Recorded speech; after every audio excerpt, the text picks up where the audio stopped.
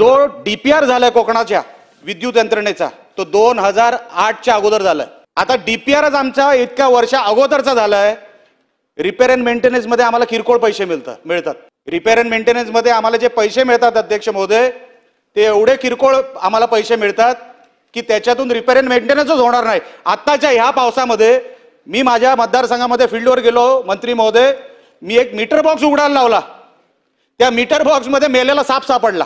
आता मेलेला साप सापडला म्हणजे तो मीटर बॉक्स कधी उघडला असेल, त्याची दुरुस्ती कधी झाली असेल, आणि मग तुम्ही सांगताय आम्ही सायक्लोन रिस्क आम्ही हे देतोय स्कीम देतोय। त्याची मीटिंगच झाली 2008 ला, त्याचे पैसे अस्तित्वात आले 2018-19 ला, म्हणजे 10 वर्ष सायक्लोन रिस्क मॅनेजमेंट शून्य।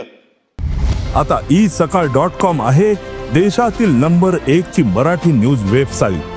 प्रत्येक अपडेटसाठी isakal.com ला नक्की भेट द्या।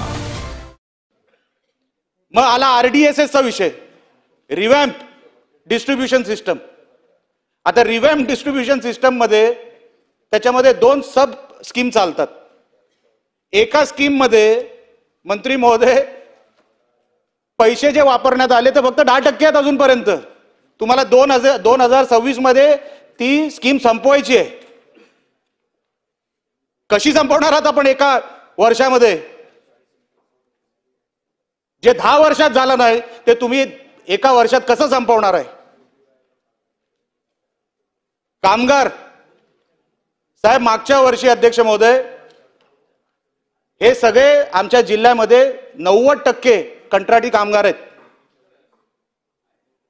कंत्राटी कामगार असल्यामुळे त्यांना सगळ्या गोष्टींची माहिती नसते।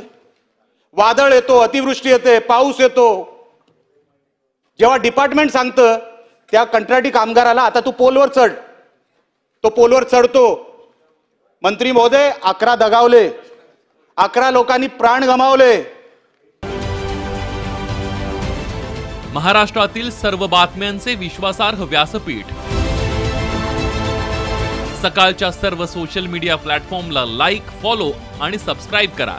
तसंच सर्व नोटिफिकेशनसाठी बेल आयकॉन प्रेस करायला विसरू नका।